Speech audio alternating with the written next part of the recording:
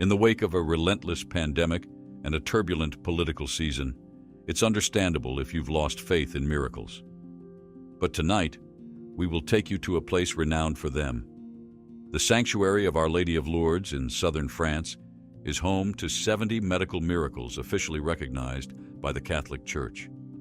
What do we truly know about what happens after death? Regardless of religious teachings, the mysteries of life and death have puzzled every soul that has walked the earth.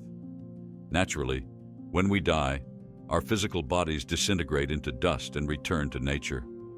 But what if I told you there is one person who has defied the inevitable laws of death and the forces of nature? Since her death, 140 years ago, the body of this young Catholic nun has remained incorrupt, prompting many to question the Catholic faith. But is this really possible, or is it just a myth?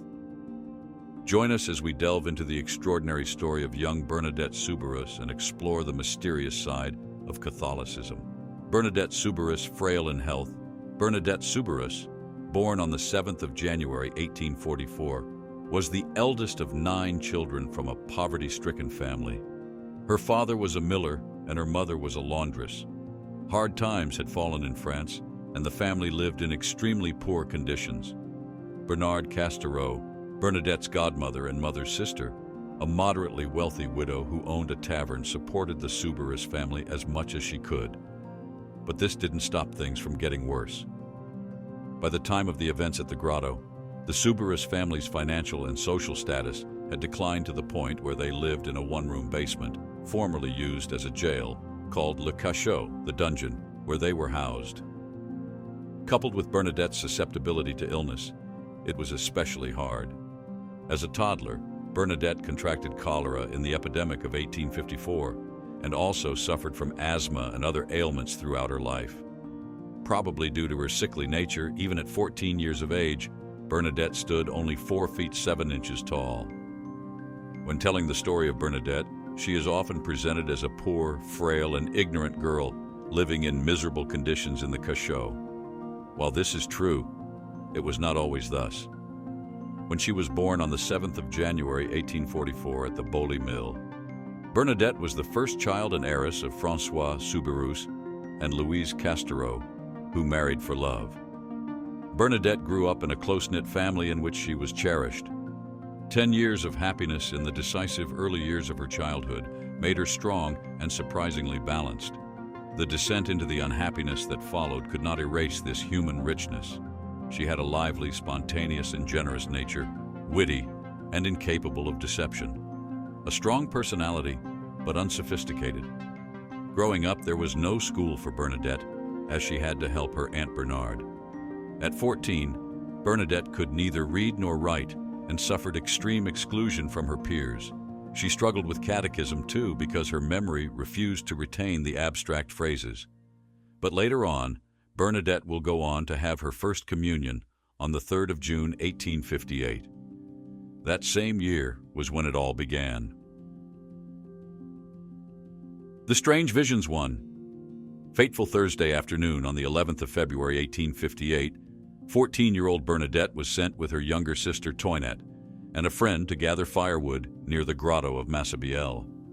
While the other girls crossed the little stream in front of the grotto and walked on, Soubirous stayed behind, looking for a place to cross where she wouldn't get her stockings wet.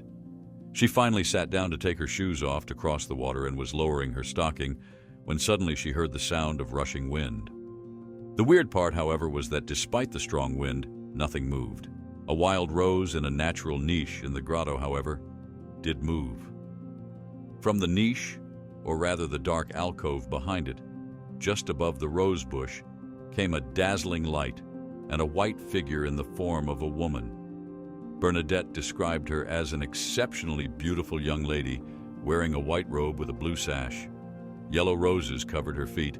A large rosary was on her right arm. The beautiful lady smiled gently at Bernadette before making a sign of the cross with her rosary of gold and ivory. Confronted by such mystery, like every normal person, Bernadette was startled. Believing herself mistaken, she used all her human resources to discern the sight. She looked, she blinked, she tried to understand. At last she turned to her companions to check their impressions and asked if they saw anything. To her shock, they stated they had seen nothing. Immediately, Bernadette fell to her knees, took out her rosary, and began to pray. Bernadette later described the woman as uo petito damisello, meaning a small young lady. Though her sister and friend claimed they were unable to see her, Bernadette knew what she saw was real. This was the first of 18 visions of what she referred to as aquero. Bernadette turned to the church and took advice in confessing to Father Pomian about what she saw. 3 days later, Bernadette, her sister Marie, and other girls returned to the grotto, where Bernadette immediately knelt, saying she could see Aquero, the small young lady, again.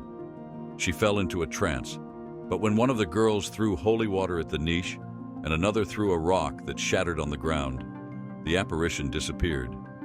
On her next visit, which occurred on February 18th, Bernadette said that the vision asked her to return to the grotto every day for a fortnight, 14 nights. With each visit, Bernadette saw the lady, and this period of almost daily visions came to be known as La Quinzaine Sacrée, the Holy Fortnight. Bernadette's visits became so frequent that her parents became worried and deeply embarrassed, especially her mother, who records say had even hit at a point just to stop her from going. For all they knew, their young daughter could be declining mentally. However, although they tried forbidding her from visiting the grotto, they were unable to do so. Word spread like wildfire, and soon nearly everyone knew of Bernadette's visions. The supposed apparition did not identify herself until the 17th vision, and so Bernadette didn't realize who she was. Although the townspeople who believed she was telling the truth assumed she saw the Virgin Mary, Soubirous never claimed it to be Mary, consistently using only the word aquero. Questioned by Commissioner Jacomet, she insisted with confidence, saying, "Aquero, I didn't say the Holy Virgin. Monsieur, you've changed it all." Even though many did not believe her, she reported what she had seen with astonishing calmness, saying she was only charged with telling them and not with making them believe.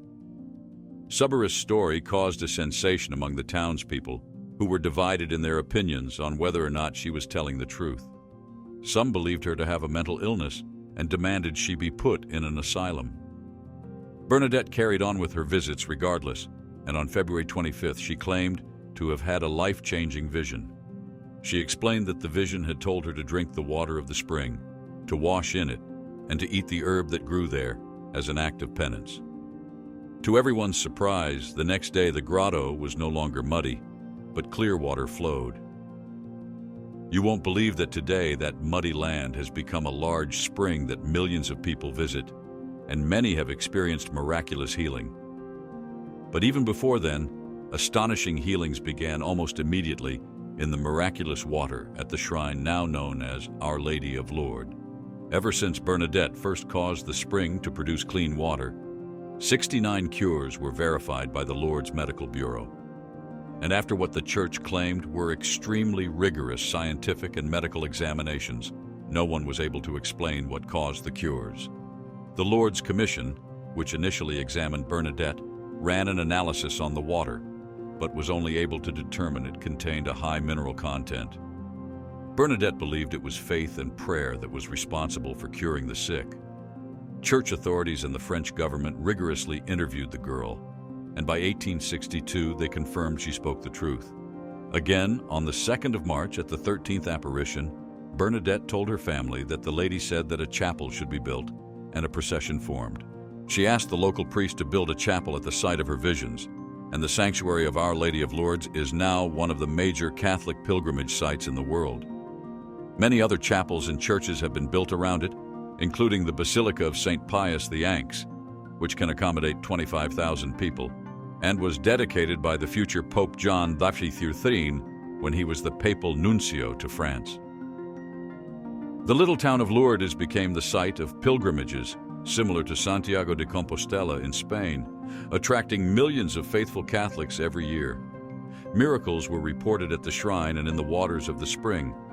The 16th vision, which Soubirous stated went on for over an hour, was on the 25th of March. According to her account, during that visitation, she again asked the woman for her name, but the lady just smiled back. She repeated the question 3 more times, and finally heard the lady say in Gascon Occitan, "I am the Immaculate Conception." Despite being rigorously interviewed by officials of both the Catholic Church and the French government, she stuck consistently to her story. Few visions have ever undergone the scrutiny that these appearances of the Immaculate Virgin were subject to. By 1862, after a thorough investigation, church authorities would eventually confirm the authenticity of the apparitions. On the 7th of April, Soubirous had another vision, during which her hand was not burnt while being in contact with the flame of a candle for several minutes. At this point, was rapidly gaining attention and fame from far and wide. Once word of the apparition spread, people gathered in large numbers at the grotto when Bernadette was there to talk to Our Lady. Some of them believed that the lady was there too, even though they didn't see her. On the other hand, the doubters mocked her. It even took time for Bernadette's family and priest to believe that she was seeing the Blessed Virgin Mary. The local government, however, saw her as a nuisance. The mayor of Lourdes barricaded the grotto and fined people for talking about the apparition. He wanted to arrest Bernadette, so he attempted to frame her as a crazy troublemaker. But there was too much opposition from citizens and her priest. On the 8th of June, 1858, the mayor of Lourdes decided to barricade the grotto and put guards to prevent public access. On the 16th of July, Soubirous came back to see the grotto from the other side of the river and experienced her 18th and last apparition of the lady. Severally, she recounted these visions to many. But was she believed? The fame of it all could either bring her good or evil, and you are about to find out which. Bernadette's fame and convent life. What made Bernadette's claims more believable was that her accounts of the apparitions were precise, never adding or retracting anything. She steadfastly defended the genuineness of these visions and faithfully transmitted Mary's messages. In his pastoral letter on the apparitions, Monsieur Lawrence emphasized the simplicity, the candor, and the modesty of this child. She recounts it without affectation, with a touching innocence, and to all the questions put to her, without hesitation, she gave clear, precise responses, impressed with a strong conviction. Unaffected both by threats and attempts to bribe her with advantageous offers, Bernadette's sincerity is irrefutable. She did not want to make a mistake, but was she mistaken or a victim of hallucination? The bishop was puzzled. He recalled her calmness, her good sense, the absence in her of any exaltation, and also the fact that the apparitions did not depend on Bernadette. They happened without Bernadette expecting them, and in the fortnight twice when Bernadette went to the grotto, the lady was not there. Bernadette had to respond to the curious admirers, journalists, and others to appear before civil and religious commissions. She found herself thrown into the glare of the news. A media storm battered her. She needed patience and humor to stand firm in this storm and to preserve the purity of her testimony. She accepted no payment, and she did not bless the rosaries thrust at her either. In these circumstances, life in the cachet was no longer possible. Bernadette was not comfortable with the attention she was getting, and it was necessary to protect her. Father Paramele and Mayor Lacade agreed that Bernadette would be admitted as a sick, poor person to the hospice managed by the Sisters of Nevers. She arrived there on the 15th of July, 1860. At 16, she learned to read and write. One can still see today at the Bartra Church the writing practice strokes she made. Later, she wrote often to her family and even to the Pope. She visited her parents, who had been rehoused in the paternal home. It is also worthy of note that Bernadette had strong opinions about paintings of Our Lady. This shouldn't be a surprise, since she saw Mary with her own eyes. Think about it. Would you appreciate paintings of your loved ones by people who never saw an image of them? The only image Bernadette would pray in front of was Our Lady of Cambrai. Tradition says that the evangelist St. Luke painted this image, given that St. Luke likely knew Jesus' mother in person. While at the hospice, Bernadette also considered joining the Carmelites, but her health was too fragile. On July 29, 1866, Bernadette took the religious habit of a postulant and joined the Sisters of Charity at their mother house at Nevers. Her mistress of novices was Sister Marie-Thérèse Vauzeau, and the Mother Superior at the time named her Marie Bernard in honor of her grandmother. Bernadette spent the rest of her life there working as an infirmary assistant and later a sacristan. People admired her humility and spirit of sacrifice. Her own illness made her a regular patient in the infirmary, and then there were endless parlor visits. And after having been an assistant infirmarian, she entered bit by bit into sickness herself. She did her work in all this, accepting all crosses for sinners, in an act of perfect love. Sadly, it didn't last for long, the passing and crowning of a child saint. As Bernadette continued in the service of God, she was unfortunately diagnosed with tuberculosis of the bone in her right knee and was eventually no longer able to take part in convent life. She died in the St. Croix infirmary of the convent of Saint-Gildas at the age of 35 on April 16, 1879, while praying the Holy Rosary. Even on her deathbed, Bernadette suffered severe pain, keeping with the Virgin Mary's admonition of penance. She proclaimed, "All this is good for heaven." Bernadette's last words were, "Blessed Mary, Mother of God, pray for me, a poor sinner, a poor sinner." The nuns of St. Gildas, with the support of the Bishop of Nevers, applied to the civil authorities for permission to bury Bernadette's body in a small chapel dedicated to St. Joseph, which was within the confines of the convent. Permission was granted on April 25, 1879, and on April 30th, the local prefect pronounced his approval of the choice of the site for burial. On May 30th, 1879, Bernadette's coffin was transferred to the crypt of the Chapel of St. Joseph, where a very simple ceremony was held to commemorate the event. During the canonization process, her body was exhumed 3 separate times, in 1909, 1919, and finally in 1925. It will shock you to know that a whooping 30 years later, Bernadette's body was largely intact. On September 22nd, 2 doctors and a sister of the community exhumed her body. They claimed the crucifix and rosary she carried had been oxidized, but her body remained incorrupt. Her skin had the same color as that of a living person. Her body was pronounced by the Church as officially incorrupt. The incorruption was cited as one of the miracles supporting her canonization. The group washed and redressed Bernadette's body, then buried it in a new double casket. The Church exhumed her body again on April 3, 1919. In the words of the attending doctor who examined her, the body is practically mummified, covered with patches of mildew and quite a notable layer of salts, which appear to be calcium salts. The skin has disappeared in some places, but it is still present in most parts of the body. After a few ribs were removed to be sent to Rome as relics, it was decided that the blackish color of her face might be off-putting to pilgrims, so a light wax mask was in order. Her new face and hands were designed by Pierre Imans, a designer of fashion mannequins in Paris. In 1928, Dr. Comte published a report on Bernadette's exhumation in the second issue of the Bulletin de l'Association Médicale de Notre-Dame de Lourdes, where he wrote, "What struck me during this examination, of course, was the state of perfect preservation of the skeleton, the fibrous tissues of the muscles, still supple and firm, of the ligaments and of the skin, and above all, the unexpected state of the liver after 46 years. One would have thought that this organ, which is soft and inclined to crumble, would have decomposed very rapidly or would have hardened to a chalky consistency. Yet when it was cut, it was soft and almost normal in consistency. I pointed this out to those present, remarking that this did not seem to be a natural phenomenon." In 1925, Bernadette's body was exhumed yet again. This time, relics were sent to Rome, and an imprint of her face was molded, which was used to create a wax mask to be placed on her body. There were also imprints of her hands to be used for the presentation of her body, which was placed in a gold and crystal reliquary in the Chapel of St. Bernadette at the Mother House in Nevers.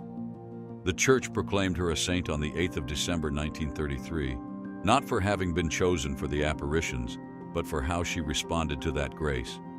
She was canonized by Pope Pius VI, who authenticated her visions and the veneration of Mary as Our Lady of Lourdes. Celebration of her feast is optional in the Roman calendar, though Lourdes is a major pilgrimage center for those seeking healing. The chapel of the St. Gildard Convent, Nevers, contains her body, which is said to be incorrupt.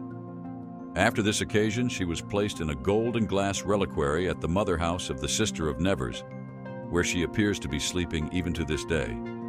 The undeniably beautiful 30-year-old body of Bernadette Soubirous is displayed in a purpose-built crystal coffin housed in a chapel at the abbey where she served as a nun. Her uncannily lifelike visage, clad in nun's robes, is one of the most commonly used illustrations of incorruptible saints whose bodies never decay.